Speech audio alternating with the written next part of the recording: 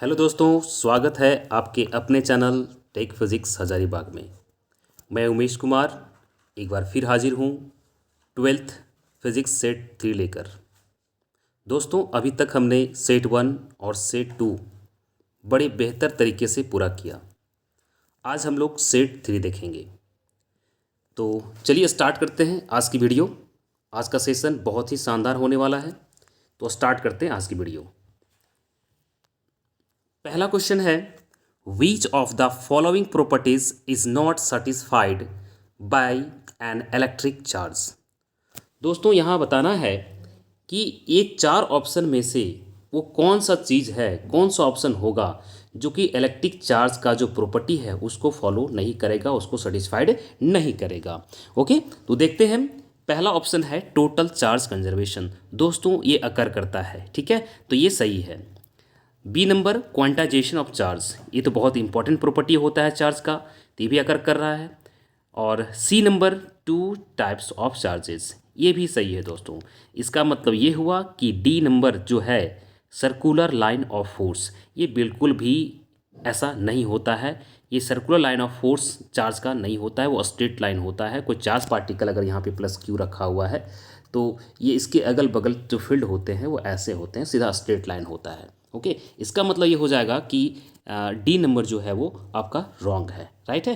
तो ये आपका आंसर हो जाएगा दोस्तों, इसका आंसर हो जाएगा D number. Okay, next question देखते हैं। Which one of the following charges is possible, इनमें से कौन सा चार्ज है जो पॉसिबल है।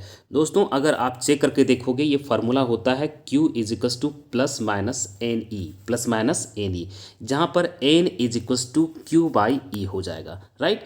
तो अगर सारे चार्ज को आप पुट करोगे तो इसमें से तीन ऑप्शन ऐसे आएंगे जिसमें n का वैल्यू फ्रैक्शन आएगा और चार्ज कभी फ्रैक्शन में नहीं होते हैं। तो अभी मैंने सॉल्व किया, सॉल्व करने के बाद पता चला इस फॉर्मूले पे कि जो बी नंबर दिख रहा है आप लोगों को, ये आपका राइट आंसर होगा। सिर्फ और सिर्फ बी नंबर ही पॉसिबल होगा। ओके, ठीक है। नेक्स्ट क्वेश्चन है, if a charge on a body is 1 nano then how many electrons are present on the body.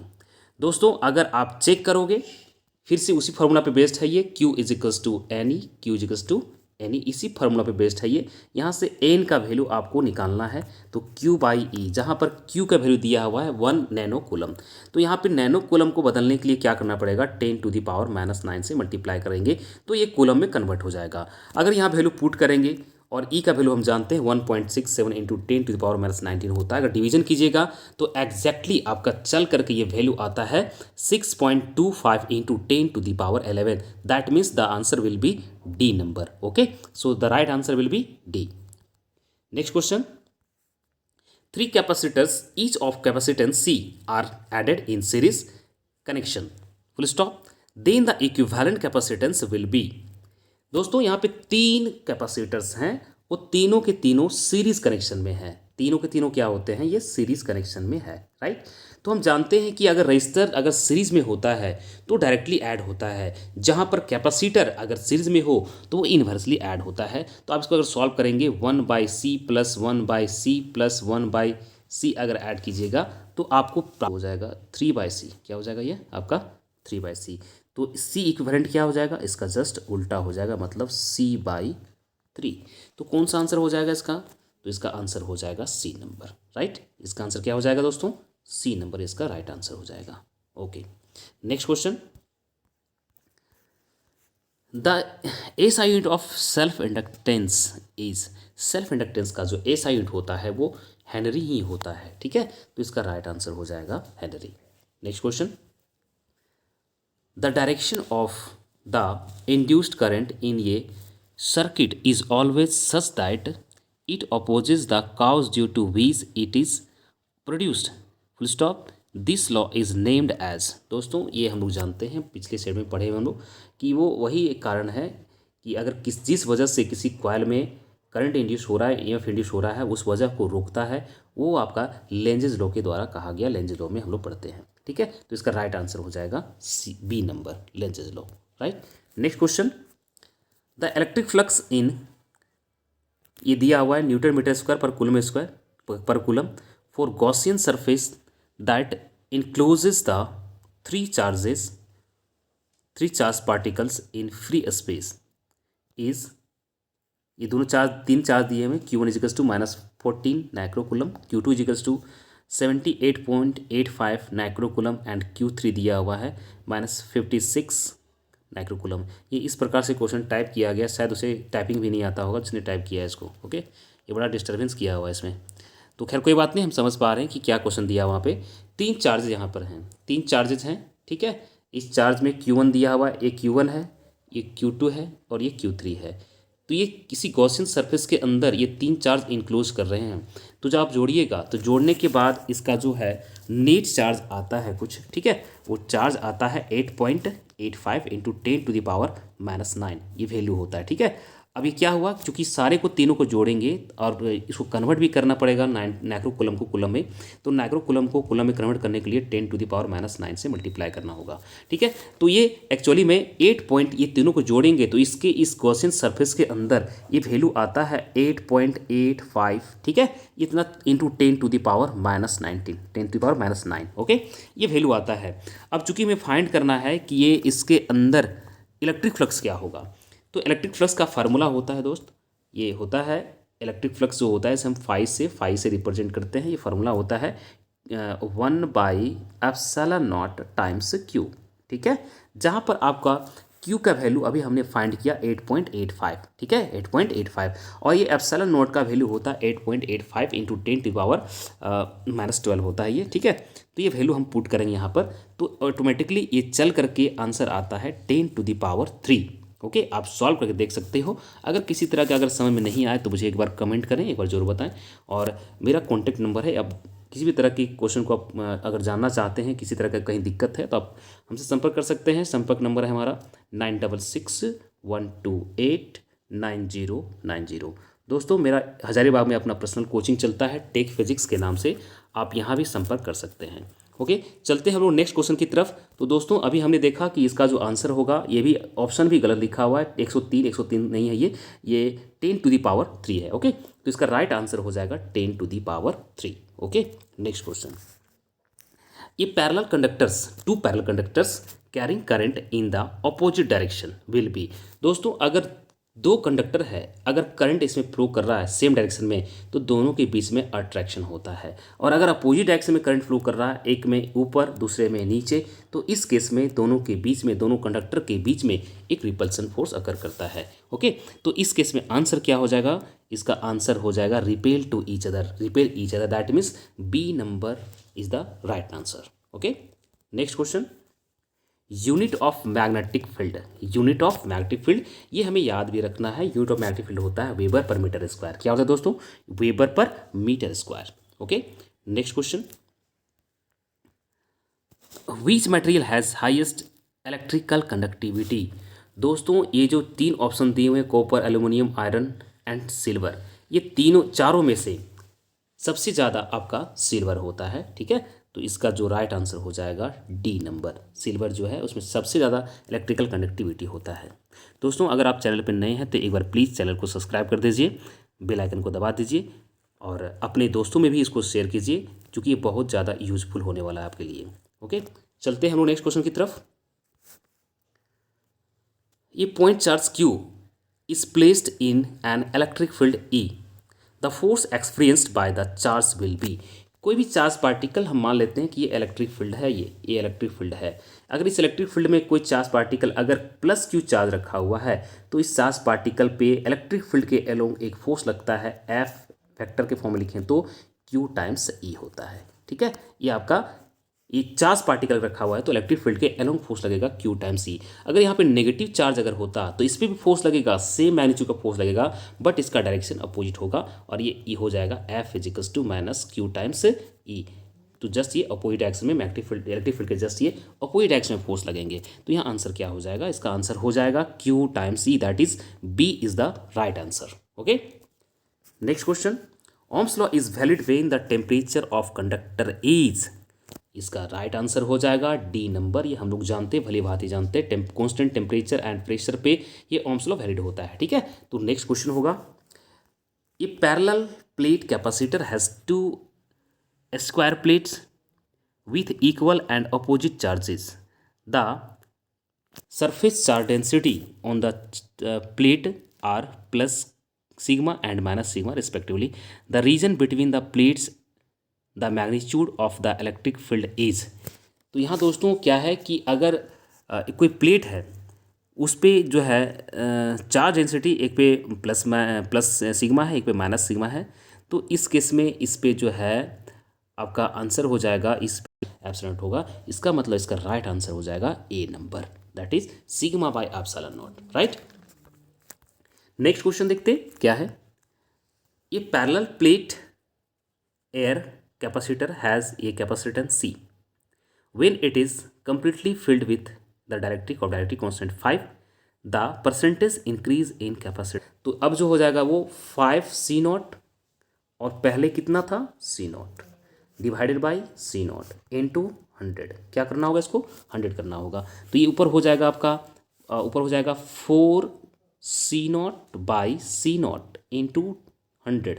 ये C0 खत्म, तो कितना हो जाएगा ये 4 इंटू 100, दैट इज यहाँ पे हो जाएगा आपका 400। दोस्तों यहाँ पर कोई भी आंसर मैच नहीं कर रहा है, ये गलत ऑप्शन दिया हुआ है, ये 100% गलत ऑप्शन इसमें है, तो इसका राइट आंसर होगा 400%, ये याद रखेंगे, ठीक है। इसका आंसर हो जाएगा 400%, 400% इंक्रीमेंट होगा उस पर, राइट। चलते हैं नेक्स्ट क्वेश्चन की तरफ। The flux linked with a coil at any instant t is given by phi is equals to 10t square minus 5t plus 250, ठीक है। तो the induced EMF at t is equals to 3 second. ये बोला जा रहा है कि flux दिया वहाँ पे फ्लक्स है और 3 सेकंड में पूछा जा रहा है कि EMF क्या जनरेट होगा।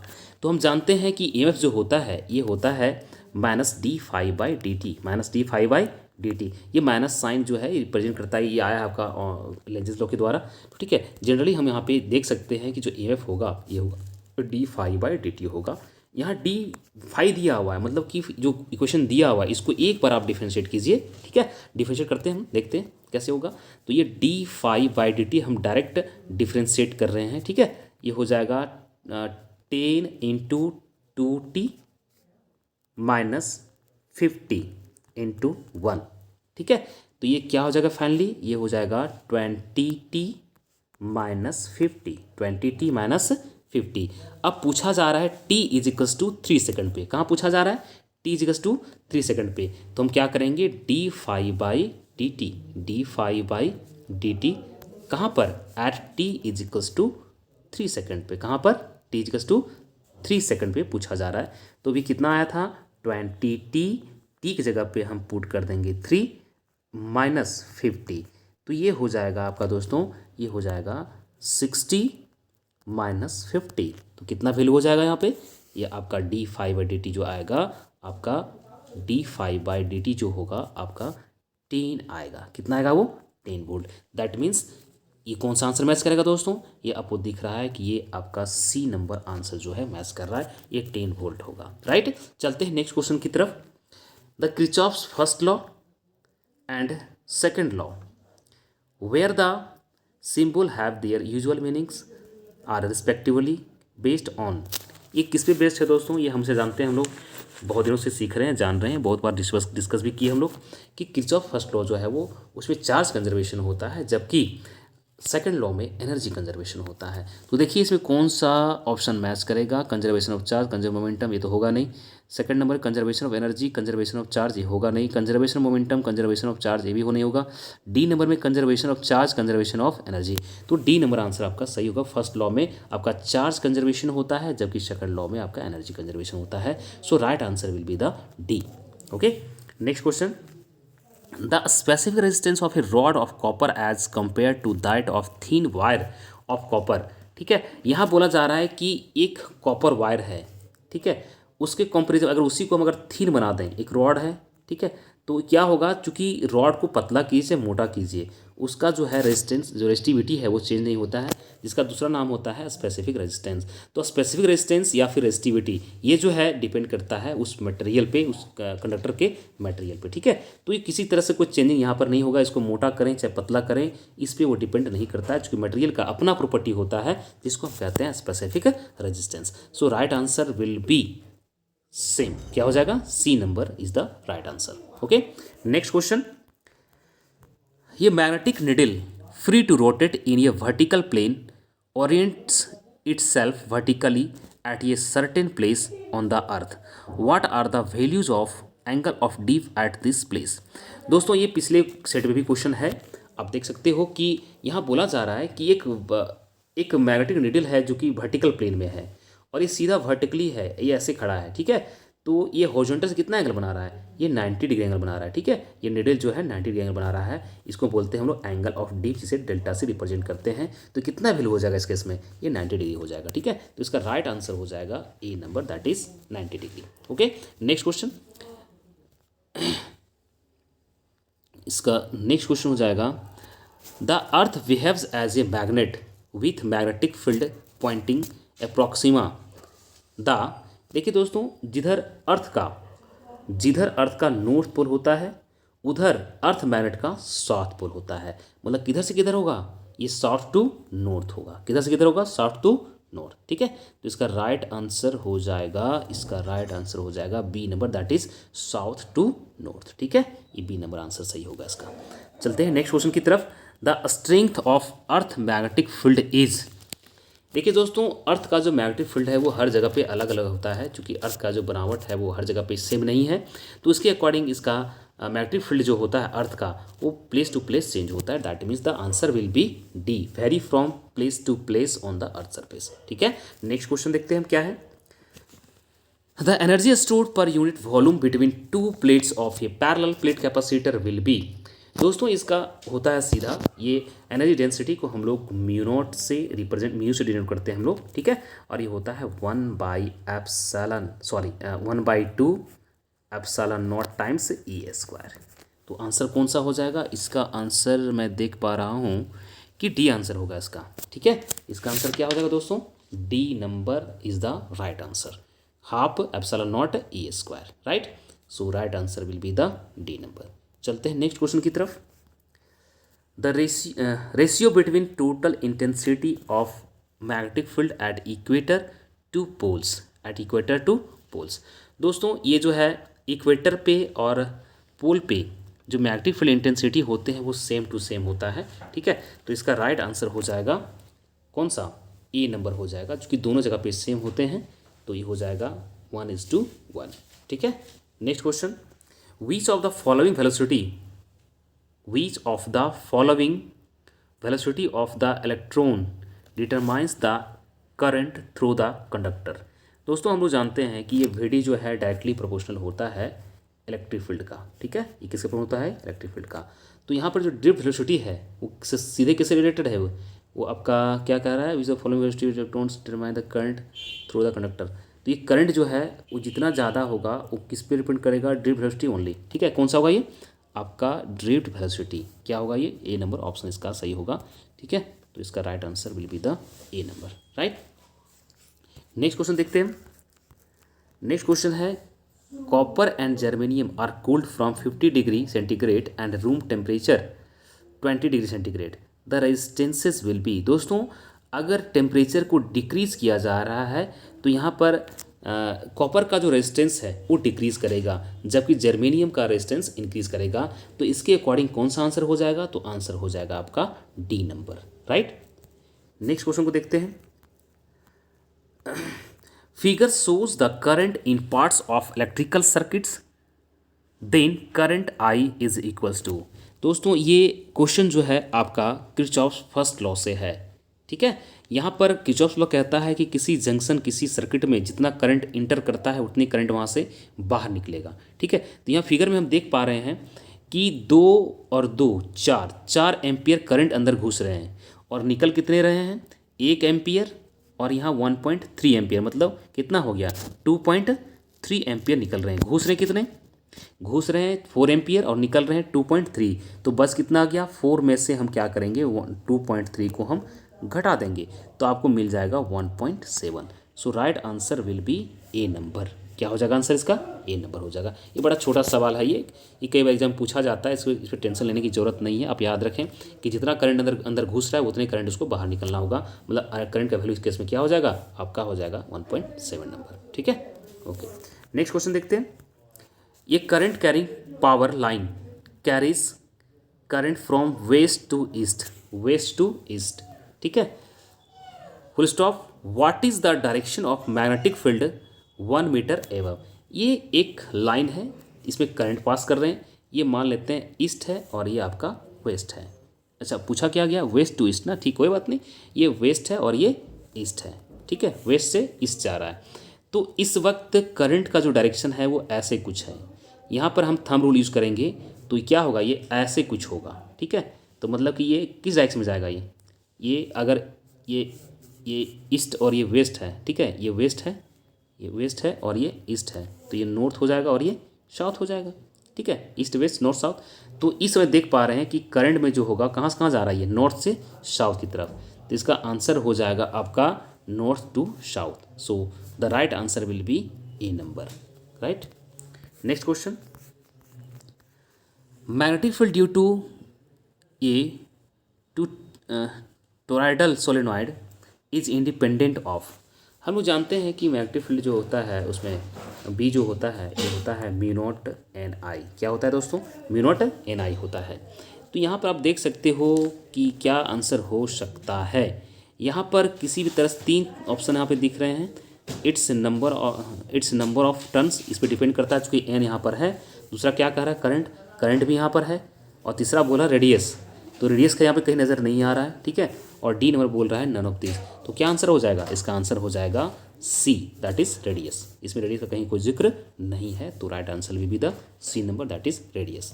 Okay, next question. ये charge particle moves through a magnetic field directed perpendicular to its direction of motion.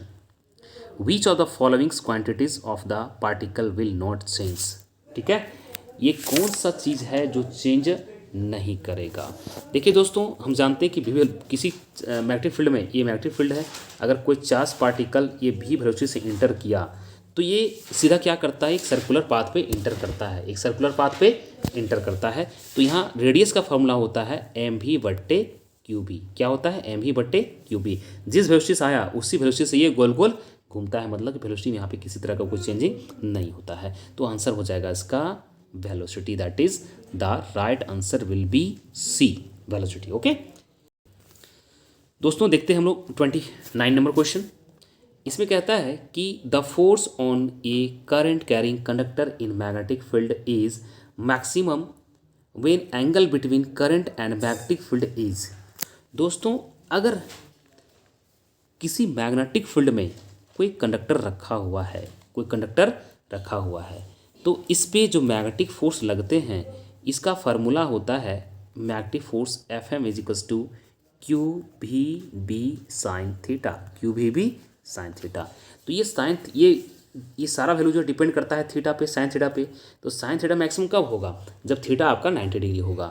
जब थीटा आपका 90 डिग्री होगा तो कितना हो जाएगा, साइन 91 हो जाएगा। That means F M equals to Q V B होगा। तो मैक्सिमम कब होगा, जब एंगल आपका 90 डिग्री होगा।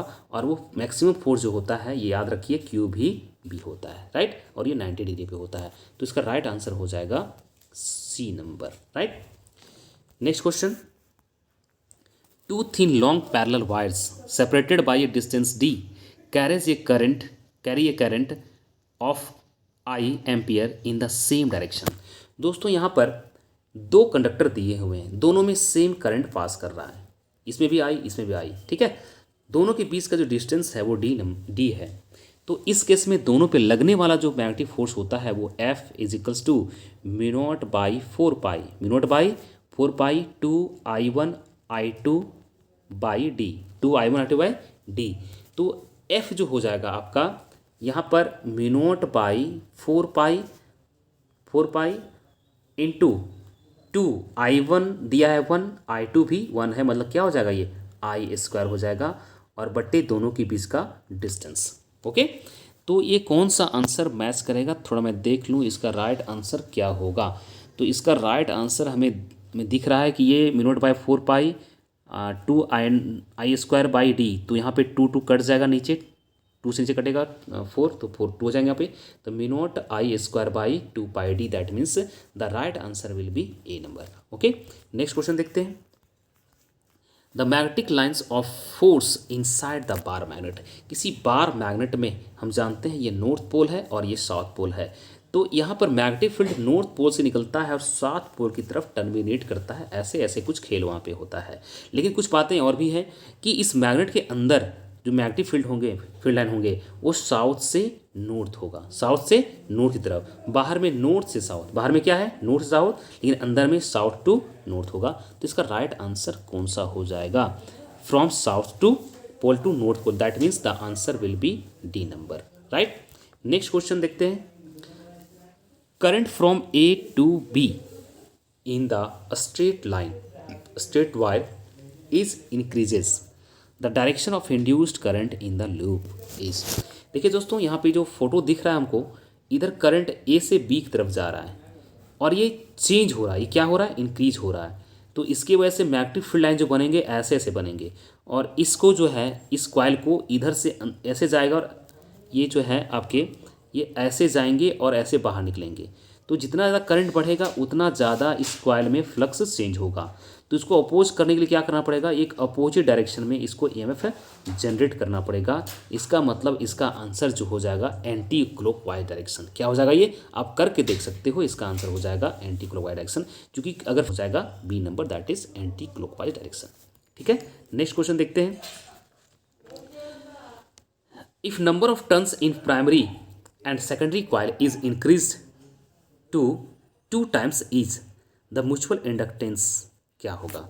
ठीक है, तो दोस्तों अगर दोनों में दो दो टाइम्स वो 2 टाइम्स इंक्रीज किया जा रहा है, तो उसमें जो है म्यूचुअल इंडक्शन में आपका 4 टाइम्स इंक्रीमेंट होगा। तो इसका राइट आंसर हो जाएगा बी नंबर, क्योंकि हम जानते हैं म्यूचुअल इंडक्शन जो होता है आपका, ये जो होता है minus M D phi by D I by D T. क्या होगा? D I by D T, और ये इंक्रीज़ किया जा रहा है। तो ये सेकेंडरी प्राइमरी सेकेंडरी दोनों में चेंज किया जा रहा है, तो दो गुना क्या हो जाएगा यहाँ पर आपका इंक्रीमेंट होगा। तो इंडक्टेंस जो है आपका 4 टाइम्स इंक्रीज कर जाएगा। So right answer will be become 4 times. Okay, चलते हैं नेक्स्ट क्वेश्चन की तरफ।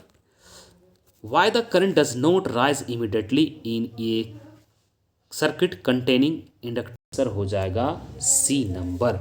सी नंबर आंसर होगा इसका, because of low power of consumption. ठीक है, मतलब इस केस में क्या होगा? इंडक्टेंस का जो केस है इसमें लो पावर कंजप्शन होता है, इसीलिए आपका जो है करंट इमीडिएटली वो चेंज नहीं होता है। ठीक है, तो इसका आंसर हो जाएगा आपका सी नंबर। ओके, चलते हैं नेक्स्ट क्वेश्चन की तरफ। ये इस सेट का लास्ट क्वेश्चन है और बड़ी इंपॉर्टेंट क्वेश्चन है। When 3 identical bulbs of 60 watt 200 volt rating are connected in series to a 200 volt supply, the power drawn by the power will be drawn by them will be। तो क्या answer होगा इसका? देखिए actually में ये सारे series में लगे हमें, क्या है? आइडेंटिकल बल्ब है, क्या है? सीरीज में है। तो इसका P 1/P इक्विवेलेंट का फार्मूला होता है 1/P1 plus 1/P2 plus 1/P3। सबका वैल्यू दिया है सेम। क्या दिया यहाँ पर? सेम वैल्यू दिया हुआ है। तो सबका वैल्यू पुट कीजिएगा तो आपका वैल्यू आ जाएगा, आपका चल के आएगा। आप सॉल्व कर सकते हो। P1 पुट कीजिए आप 60, इसको भी 60, और P3 भी आप 60 पुट कीजिए, सबको 60 पुट कीजिए। आपका वैल्यू जो आएगा P इक्विवेलेंट जो आपका आएगा वो आपका आएगा 20 वाट। ठीक है, तो राइट आंसर क्या हो जाएगा दोस्तों इसका? इसका राइट आंसर हो जाएगा 20 वाट। ठीक है, इसका राइट आंसर हो जाएगा 20 वाट। तो ये सेट 3 का एक्सप्लेनेशन था। उम्मीद करते हैं आप लोगों को ये सेट बहुत ही ज़्यादा पसंद आया होगा, और बाकी सेट भी हम बहुत जल्द आपके यूट्यूब चैनल पे डालने वाले हैं। इसलिए अगर जो चैनल को सब्सक्राइब नहीं किए हैं प्लीज़ एक बार चैनल को सब्सक्राइब कर दें। आप कमेंट भी करें, अगर कुछ सजेशन भी देना है, अगर कुछ चीज़ें बुरा लगा या कुछ अच्छा लगा, अगर अच्छा है तो अच्छा कीजिए, बुरा है तो बुरा कीजिए। और आप ज़रूर से ज़रूर कमेंट करें, लाइक करें, अपने दोस्तों में शेयर करें। बहुत जल्दी आपका नेक्स्ट सेट हम लाने वाले हैं। ठीक है दोस्तों, मैं एक चीज़ और बता दूं, एक इन्फॉर्मेशन और दे दूं कि अभी जो है क्लासेस स्टार्ट हो चुके हैं टर्म 2 के लिए। जो विद्यार्थी हज़ारीबाग में हैं, अगर वो क्लास को ज्वाइन करना चाहते हैं, ऑफलाइन क्लास को ज्वाइन करना चाहते हैं, तो हमारे कोचिंग में आके संपर्क कर सकते हैं। हमारा कोचिंग हज़ारीबाग बाबू गांव में स्थित है, टेक फिजिक्स हज़ारीबाग के नाम से, टेक फिजिक्स क्लासेस के नाम से। ठीक है दोस्तों, thank you for watching this video.